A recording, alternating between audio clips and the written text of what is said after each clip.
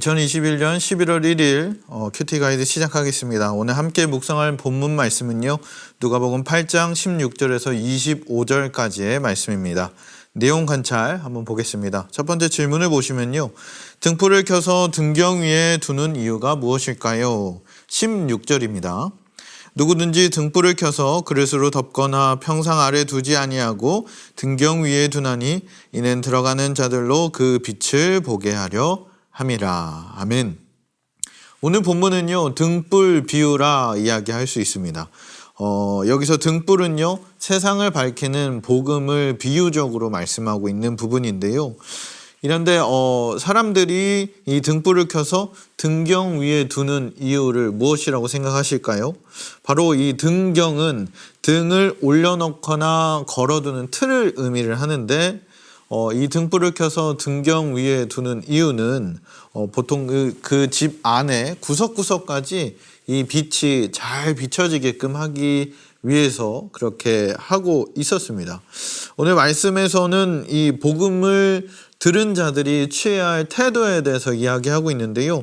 복음을 들은 자가 가져야 할 태도가 이 등불 비유를 통해서 말씀하고 있는 겁니다. 바로 이웃에게 모두에게 이 빛이 전해져야 한다, 비춰져야 한다라고 이야기하고 있는 겁니다. 우리가 전하는 이 복음이 모든 사람이 들을 수 있도록 감추지 않고 구석구석까지 이 예수 그리스도를 들을 수 있게끔 우리가 그렇게 살아야 할 줄 믿습니다.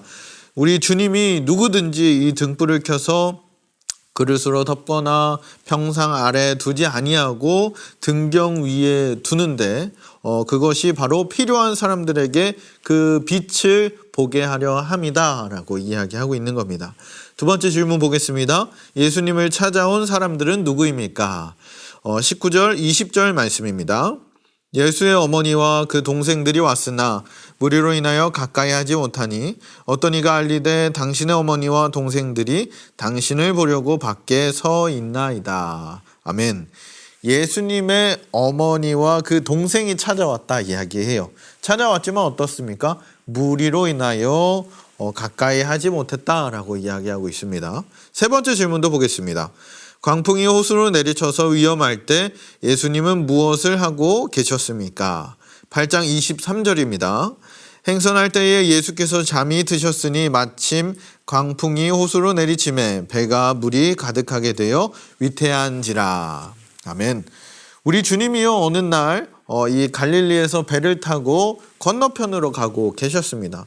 예수님도 인간이셨으므로 굉장히 오랜 사역에 있어서 굉장히 피곤함을 느끼시고 잠시 주무시고 계셨다 기록을 합니다. 근데 이 배가요 나아갈 쯤에 어느 정도 갈 쯤에 갑자기 광풍이 불면서 배가 침몰하는 그 위기에 빠지게 되고요. 이 제자들이 두려움에 우왕좌왕하면서 예수님께 구원을 호소하는 그런 부분입니다. 죽겠다 이야기하면서 이 주님을 깨웁니다. 그러면서 예수님은 그 자리에서 일어나셔서 바람과 물결을 보고 잔잔하라 평안하라 하면서 꾸짖으신 것을 우리가 볼 수 있는데요. 그러면서 제자들에게 예수님이 하신 말씀이 있습니다. 바로 너희의 믿음이 어디 있느냐 믿음이 적은 자들아 이러면서 꾸중을 하시는데요. 제자들은 그것을 보고 놀랍게 여기면서 이야기하는데요. 그게 바로 그가 누구이기에 바람과 물을 명하여 순종하게 하는가 하는 그런 질문을 의아해하면서 상황에 놓여 있는 것을 보게 됩니다. 풍랑 가운데서도 아무렇지도 않게 주무시는 예수님의 모습과 그 풍랑 가운데 그 풍랑으로 인하여서 두려움에 떠는 이 제자들의 모습이 대조되고 있는 것을 방금 읽은 본문 말씀에서 우리가 볼 수 있습니다. 연구와 묵상 보겠습니다. 예수께서 자신의 가족들과 말씀을 듣기 위해 온 무리들을 비교하신 것이 무엇을 깨닫게 하기 위함인지 묵상해 봅시다.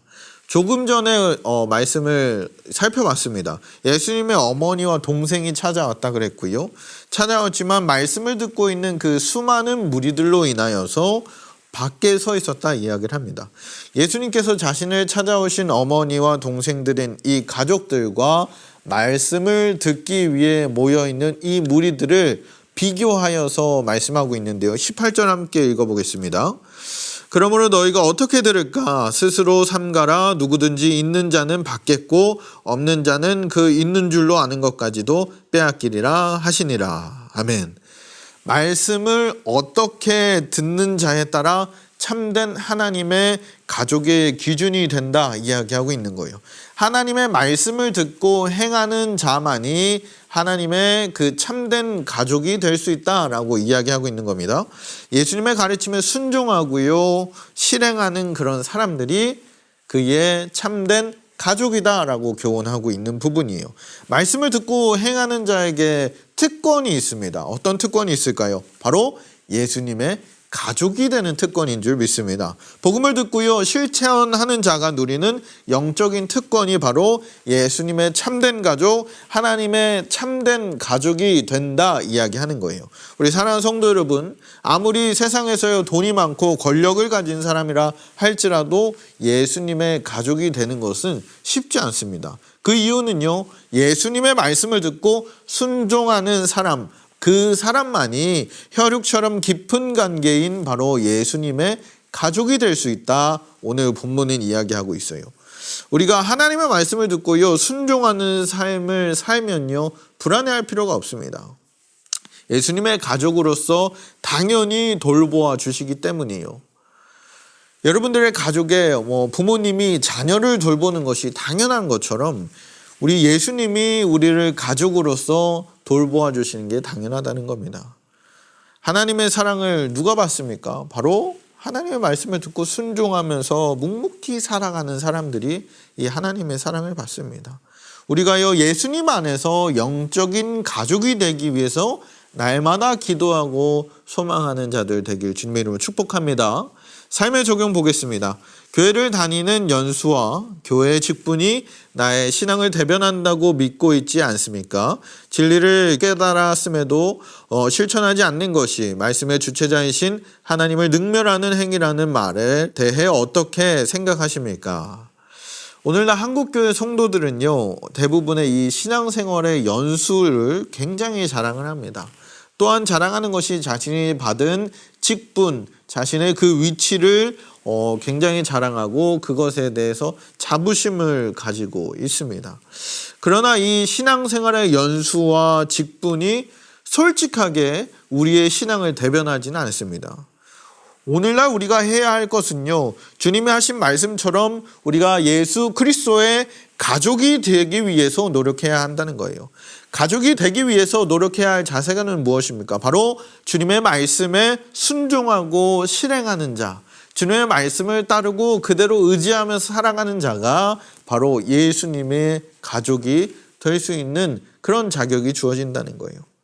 그리고 우리가 성경의 그 복음을 듣고요, 예수님을 영접한 사람이 바로 하나님의 나라를 소유하고 참된 생명의 빛을 소유하게 된다라고 말씀에서 이야기하고 있습니다. 생명의 빛을 가진 사람들이요, 그 주변에 있는 사람들에게 그 빛을 비춰줄 수 있어야 합니다.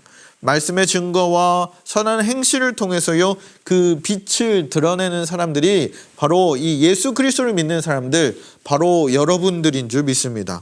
우리가 아무리 험한 풍파 속에서 어려움과 두려움 속에 놓여 있다 할지라도요, 우리가 두려워하지 않는 것은 바로 이 예수님이 우리와 함께 하신다. 우리가 예수님의 영적인 가족으로서 주님이 함께 우리를 돌보시고 계신다라는 그 믿음의 확신을 가지고 살아간다면 우리가 더 이상요, 두려워할 필요도 염려할 필요도 걱정할 필요도 없음을 우리는 오늘 말씀을 통해서 살펴볼 수 있습니다. 우리가 오늘 하루 살아가실 때에요, 그렇게 주님이 우리와 함께 하신다. 주님이 우리 가운데 일하신다. 주님이 우리를 붙들고 계신다는 그 믿음의 확신을 가지고 담대한 믿음으로 오늘 하루도 살아내시길 주님의 이름으로 축복합니다.